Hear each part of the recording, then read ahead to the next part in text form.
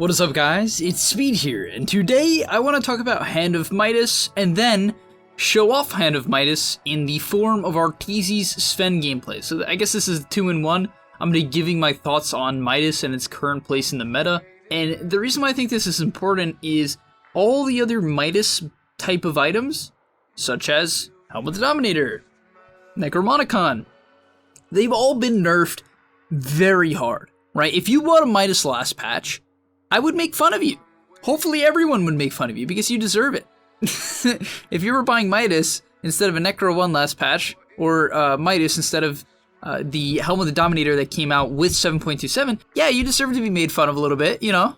But now, Midas has been buffed quite a few times, and those items have been nerfed. Necro 1 is basically out of the picture, and Helm of the Dominator costs significantly more gold and has been nerfed in terms of numbers. And now let's quickly look at the changes for Midas. In 7.27, we have Transmute experience was changed from 185% to 210%, right? That's the XP you obviously get from Midas, the active. So that was a big deal, right? That's a big deal. Going all the way up to 25% increase. You know, that matters. It matters. That's just a buff within itself. And then most notably, recently, we had the change which reduced the recipe cost from 1850 to 1750. And now the cost of Midas is 2,200 gold. Midas currently gives you the ability Transmute, and it gives you 40 attack speed. Is that worth 2,200 gold? That's the question you have to ask yourself, right? And the way I like to do this is I like to compare it to other items within the same price range. I think that's generally what people forget to do when saying, oh, is this a good item or not? It's like, oh, should I buy Necro 1? Should I buy Medallion, Vlad's, Mech, right? Drums. Should I buy drums instead of a Midas? And the thing I would say right now about Midas that impresses me about the item is that there's not a lot of other items right now that I see, that I'm looking at the list on right now, that give like good attack speed and push you in the direction of just farming. You could say Yasha, right? You could say Yasha, but you know, Yasha, I would say it gives you less overall gold than Midas, right? And the build up for certain heroes is mediocre, right? It's not like Blades of Alacrity or Band of Elven Skin is particularly good on Sven. And therefore, I think Midas is an option. Am I convinced it's the best right now? No, but I think it can be good on heroes like Spectre, on heroes like Slark, these heroes that don't have necessarily the best farming mechanics, but you want to scale maybe in a game. Maybe it's a really good Slark game, but you feel like you can't pressure the map, right? Maybe it's just bad core matchups early, but better later on. Hey, pick up Midas, split push for a while. And so yeah, I think Midas can be pretty good. And yeah, let's look at Arteezy's Sven replay now. And most importantly, guys, summer sale going on right now for the gameleap website. 50% off for a whole plethora of content that I'm making. We have other creators on the job as well, trying to provide you guys with top tier videos that are going to teach you about the game of Dota on a very advanced level so that you can get to the next level, right? Because that's how you carry games. You learn information that is on the next level, you apply it, you rinse, repeat, and as long as you have the correct information, which you'll get for 50% off by clicking the link down below and using the discount code, you're going to get all that information and be able to apply it and start winning today.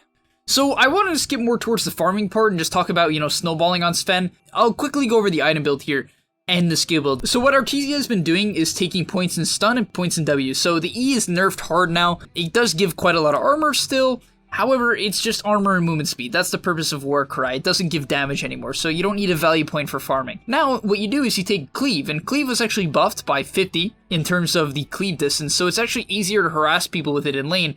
And so yeah, the goal of Arteezy here is to stun people, right? You want to stun people, and then you want to cleave them down to chip them. That's your goal with the hero. You buy a wand and mangoes to help sustain this, and that's about it. That's how you play this current version of Sven. Wand, mangoes. And then you can see he immediately goes for a Midas. I did see in another game that I watched with him where he was going phase boots. He went into phase boots and then went more of an aggressive style in the lane.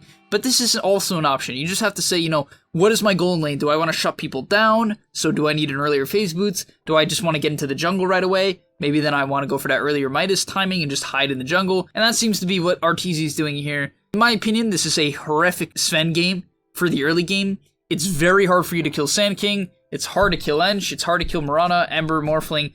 You can't do too much. So let's see what Arteezy does besides get bullied by an Enchantress. Because, you know, that part's not the best. So after picking up a kill on her, I just want to note the major change to Sven, which makes this hero very, very viable right now. The hero went up about 2% win rate in the last week. and I think it's primarily for the reason that he gained 10 movement speed, which was huge, and now his ultimate is 40 seconds long, and what that allows you to do, which I've seen multiple times within the replays that I watched with Arteezy Sven, is that he's going to use it to farm constantly, right? And that's what you want to do. So guys, please, if you're playing Sven, you plan on playing this version of Sven, get into the jungle, play the triangle, take mid camps, take the very, very safe farm. If your lane gets hard, leave, right? I don't think it's worth defending the bottom tier 1 tower, especially as a hero like Sven when you're going a Midas build. You're just going to feed half the time. Get into the jungle and do what Arteezy does, which is take wards, protect his camps, farm it up. And now following up this Midas item, you have a couple options as we're going to watch him farm a couple more camps. So Arteezy in this game goes for a weird Sanjin build, and what this does is it actually allows you to go into this weird Animage build. I know you guys are probably getting confused right now. Speed, what are you talking about? Animage Sven build? Well, there's this player, I think he was from China, you guys can correct me on this if you know the story, but he was going Sanjin on Animage, and then he would separate the Sanjin and he would turn it into a halberd, then a manta. And that's what Arteezy is doing here on Sven. He's going Midas into Sanjin and then splitting up the items and buying the components. And what this Manta Halberd build does is it gives you an insane amount of stats. Like, the stats are ridiculous that you get. And the build-up is really good. You're really tanky, you're hard to kill, you're mobile, you have evasion, you have a purge.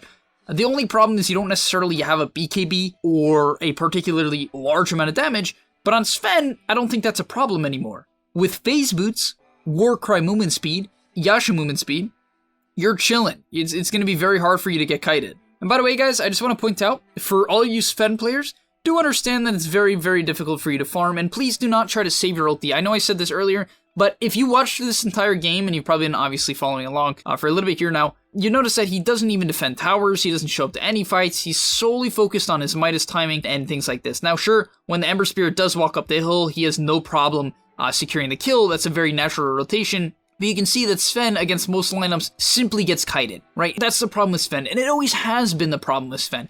Your hero naturally gets kited simply because it doesn't do a particularly large amount of damage until you have much more items. One other thing I'd also like to put on the table for Sven as a hero is that I think Mask of Madness is very good right now. The reason why I think Mask is good as well is it just also gives you sort of that Midas timing, but it's a little bit better for farming overall. It's maybe slightly worse for XP. However, you clear through the camps much faster, and the armor that you lose with Mask of Madness is replaced by Warcry, so it's a pretty good build-up as well.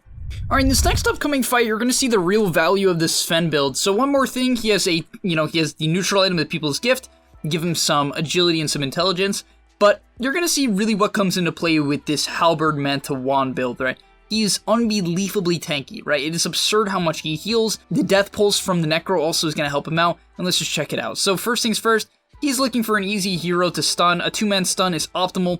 Did see one with the Morphling and the Ench. Unfortunately, Morphling with the Great Play to dodge it kites him out. Now, here he gets gone on, and your usual Sven, like some more greedier Sven, like a Mask of Madness Crystallis Ags that I see constantly in 3K, 4K MMR pubs, is instantly dead here, right? Instantly dead. However, with the help of the Manta, the heals from the mech, the wand, and now the halberd, he's fine, right? He's actually going to live even through these Morphling right-clicks, walks it up, lands the stun onto the Morphling, and he's right-clicking away, even lives through the waveform, gets his wand up again, consistently being healed, lives through the Sand King stun, and only finally, after forever, gets E-bladed down by the Morphling, but the enemy team had to commit so much on him, so much so to the point that the Mirana had to buy back.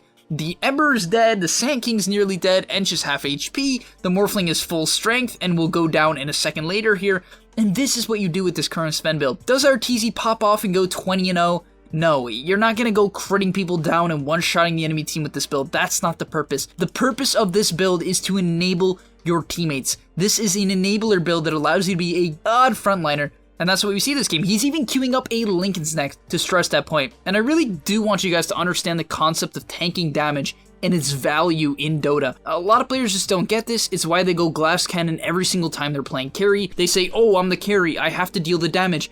No, you don't necessarily have to deal all of the damage. It's totally okay to kite out the enemy team, because the more spells that they use, the more damage that your team will do overall, because they're going to get kited less, killed less, slow less, stun less, whatever it is, it's going to be less on your teammates. Also, let's quickly look at the talents. He takes 2.5 mana regen at level 10. As we talked about, he's spamming his spells while farming. He was actually spamming his stun, he's spamming his ulti, then he takes 15% lifesteal. This depends on the game. If they have maybe like a Necro or Pugna, you might want to take the Stormhammer Dispels. And then at level 20, he's going to take the minus 5-second Stormhammer cooldown. Alright, this next upcoming fight here is honestly hilarious to me. Like, the approach from Arteezy is, it just makes sense, but it's so funny seeing it from a Sven where you expect him to like one-shot everyone. But basically, he's walking in here, he has no ulti. Usually, your boy is useless, right? Sven with no ulti is pretty trash. However, when he runs in here, you can see with the Stormhammer stun cooldown talent and all this movement speed he has, he actually can kind of just run down the Morphling over time. Now, sure, his right clicks are pretty underwhelming, but you can see his goal is really just to be a stun bot, right? He's running in the front line, tanks a bunch more AoE spells, finally gets on top of the Morphling, and after a million right clicks, is able to take him down. Of course, another stun comes off cooldown once again. he just doesn't die. Look, they go on him again. They overcommit once again for Arteezy. The 8th time they've gone on him. Finally, they bring him down. Sure, the enemy team is going to end up winning this fight, right? But it cost them, what, 3, 4, oh wait, what was that, 5 buybacks? 1, 2, 3, there was more than that. I think it was more than that. I think it was at least 4 buybacks. And it's because they just always overcommit on him. It's so funny to watch. I just love it. And finally, the last 2 things I would like to mention before we witness the game-ending fights by Arteezy is that it actually takes the 1-second Stormhammer stun duration. You can clearly see what his priority is this game. Just throw out a bunch of 7-second cooldown, 3-second AoE stuns, which is actually really good, right? That's actually like really, really good. 3-second AoE stuns, and it's a big AoE, right? Stormhammer is no joke, which is really strong. And then he's even going for a heart. You can tell, I mean, my man just wants to frontline. Arteezy is in. And now coming here, we're going to see one more game-ending fight before the match and the video ends it off. But he pops his God Strength. Remember, don't pop your God Strength too early. I see this as a mistake from a lot of Sven players, where the fight breaks out and they kind of like panic ulti. Make sure you only ulti when you about have to. And you see how he also does it out of vision? This is very important, right? Ulting out of vision means that they won't see you coming, you're going to get a better stun off, and you'll hopefully be able to burst the enemy team down. And that's kind of what we see here. He stuns up the Morphling, which is really fortunate because Yusen King actually canceled the shackles, but because he's stunned early, he's able to pick up the Aegis kill onto the Morphling and even does a lot of cleave damage to the Enchantress. Following that up, he's going to throw another stun at the Morphling. Unfortunately, it does not connect. But in another 5 seconds, it doesn't matter. He'll have another one. And that's what we see. He's chunking down this Morphling, secures yet another kill. The Enchantress eventually will get knocked out. And with the help of the Spider Legs and Phase Boots, he can absolutely catch up to anyone he wants, running at 550 movement speed when both are active. And yeah, that's going to be about all for today's video. I think Sven is in a cool place right now. I think a lot of players are going to be trying to figure out, hey, what works on Sven, what doesn't. I personally think that Midas is pretty legit. I'm not convinced Arteezy's build is the best. I will get back to you guys. I'll probably make a community post or let you know on the Discord if anything changes. But this build is so good at frontlining. It is so good at stunning. All you have to make sure that you have is some other damage dealer, whether or not it's a Medusa, a Necrophos, one of these type of heroes. And I'll see you guys in the next one. Peace. Hey guys, do you also want more content from me and other gameleap creators that are going to help you get to the next rank easily? Well, 50% off right now is the deal we can offer. Alright, 50% off. As long as you click the link down below, you're going to get that part of our summer sale. Right, just go over there. You're going to see the 50% off. Sign up. It's an incredible deal. I've been putting in more work than ever on this website. I think the content is going to help you guys get to the next level faster than ever. And yeah, I hope to see you there. If you're unsure about it, hey, message me on Discord, say, Speed, why should I sign up for the gameleap website? I swear I know a lot of you guys just troll me about this, but nah, ask me, I'll talk to you. Go sign up for the website. It's a blast, and we're going to have a good time this summer.